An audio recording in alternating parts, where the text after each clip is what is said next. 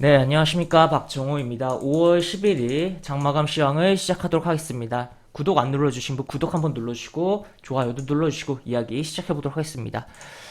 우선 오늘 이제 어제 전일의 시장에 대한 부분에 있어서의 건전한 조정으로 보기에는 조금 과한 하락이 나왔던 하루였다라고 볼 수가 있겠고, 그런 이면에는 결국에는 미증시 나스닥의 하락이 투자 심리를 끌어내렸다라고 표현을 해볼 수가 있겠죠.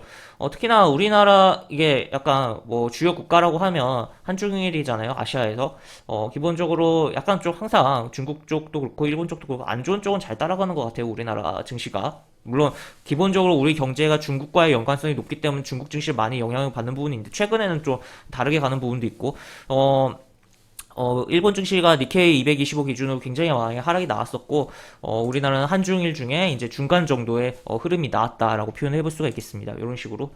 얘는 반등도 제대로 없었어요, 이렇게.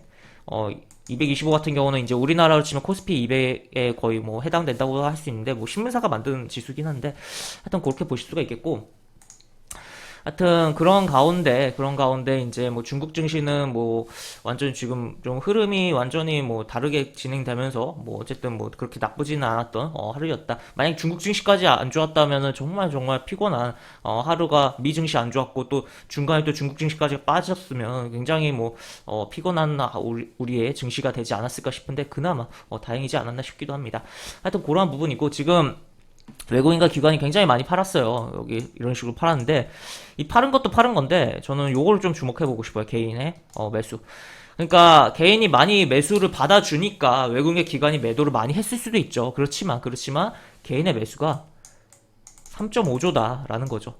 정말 유동성이 풍부하고 자금력이 강력했다라고 표현을 해볼 수가 있겠는데, 코로나 급락장에서 어떻게 보면 개인이 가장 스마트하게 행동을 했고, 우리나라 증시에서 그러다 보니까 굉장히 뭐 개인 투자자들의 뭐 수익이 긍정, 그때 참여하신 분들은 좋았던 부분도 있을 것 같고, 또 한편으로는 그때는 이제 또 급락을 하고 올라가는 과정이었기 때문에 또 반대로 워낙 이런 횡보 뭐 조정 및 뭐 가격 조정 등 여러 가지 뭐 또 아니면 하락이라든지 여러 경험이 없다 보니까 또 오히려 독이 될 수도 있는, 뭐 해당 뭐 개인 투자자들 입장에서 독이 될 수도 있는 부분이긴 한데, 어쨌든 코로나에서 급락장에서 개인들이 굉장히 빨리 행동을 했고, 외국인과 기관이 뭐 거의 다 털려 나갔다라고도 표현해 볼 수가 있겠는데, 현재 중요합니다. 현재 3200포인트 위에서 일단 끝났는데, 여기를 다시 기어 들어온다면 좀 피곤한 증시가 될 수 있다. 계속적으로 다시 한번 뭐 박스권이 잡히는, 다시 한번 뭐 박스피의 흐름이 나올 수 있는 흐름도 연출될 수가 있겠고, 어쨌든 이 코스 3200에 대해서 잘 뭐 지지를 해주고 개인들이 뭐 어떻게 보면 방어라고 할까요? 방어라고 할 수 있는 흐름이 나오면서 매수가 들어오면서 더 이상 끌어내려지지 않는다면 결국에는 외국인 기관은 방향 전환하면서 따라 들어올 수 있다라고 볼 수 있겠고, 하여튼 항상 뭐 이런 표 볼 때 외국인 기관에 너무 집중하는 부분도 있는데, 물론 집중할 필요 있죠. 집중할 필요 있고, 또 어떻게 보면 오늘 같은 경우는 외국인과 이 현선물을 다 매도한 건 좀 찝찝하긴 하죠. 별로 좋은 부분은 아닌데, 그럼에도 불구하고 어쨌든 외국인 기관에도 중요한 포인트로 볼 수가 있긴 하지만, 지금 시장이 코로나 급락 이후에 굉장히 유동성이 풍부하고 개인의 증시 영향력이 굉장히 강력해진 부분이 있다 보니까, 조 단위로 개인이 매수가 들어왔을 때는 좀 요것도 조금 같이 신경을 써서 보자라고 이야기를 드릴 수가 있을 것 같습니다. 그리고 오늘 좀 특징적인 종목이라고 하면 바로 오늘 상장을 한 SKI 테크놀로지인데, 굉장히 뭐 하락이 많이 나왔죠. 물론 공모 참여를 하셨다면 뭐 지금 종가에서도 수익 구간일 거고, 지금 뭐 공모가가 10만 5천 원이니까 그렇긴 한데, 어쨌든 분위기를 완전 깬 상황이 발생하지 않았나 싶습니다. 나스닥에 대한 영향으로 뭐 시장에서 워낙 따상따상 거렸기 때문에, 오히려 좀 그러한 너무나 당연하게 여겨졌던 부분이 일어나지 않고 미 증시에 영향을 받아버리니까 오히려 하락이 더 크게 나온 거 아닌가라고도 생각을 해볼 수가 있겠고, 어쨌든 뭐 공모 참여하신 분들은 뭐 지금도 뭐 수익 구간이긴 하겠지만 어쨌든 잘 수익 실현하시면 되지 않을까 싶고, 지금 이 종목 같은 경우는 결국에는 공모 참여해서 물량 배정 받으신 분들의 영역이지 않나 싶습니다. 지금 내일 뭐 시가 개파락이 나온다면 그 시가 개파락의 그 시가를 잘 지켜주는지 여부를 체크를 하면서 내지 뭐 시가 갭상승이 나오더라도 이 시가의 흐름을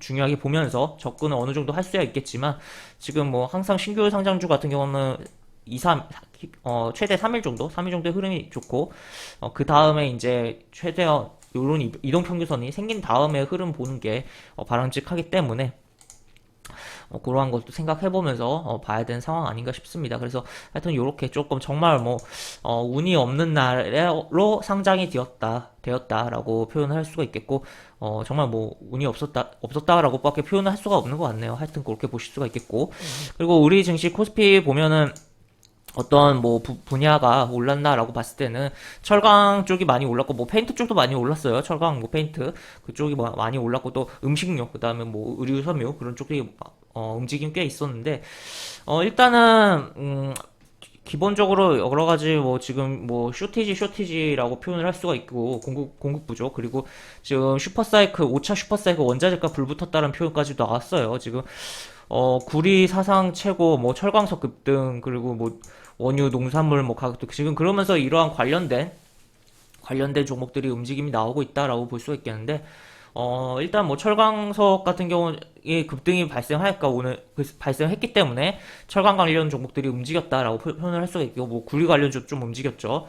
그런 부분이 있고, 뭐 아연 가격도 움직여서 아연 관련해서도 움직인 종목도 있고 한데, 하여튼 그러한 부분 속에서 뭐 페인트도 움직였는데, 페인트도 결국 이런 것 때문에 지금 뭐 움직였다라고 볼 수가 있고, 페인트도 뭐 공급 부족이다라는 이야기도 나오고, 추가로 조광 페인트가 쏘아 올린 요 내용으로, 이 바탕으로 페인트 관련주들을 다 끌어올리는 효과도 발생한 하루였다라고 보시면 되겠습니다. 그래서 어쨌든 지금 뭐 시장이 여러 가지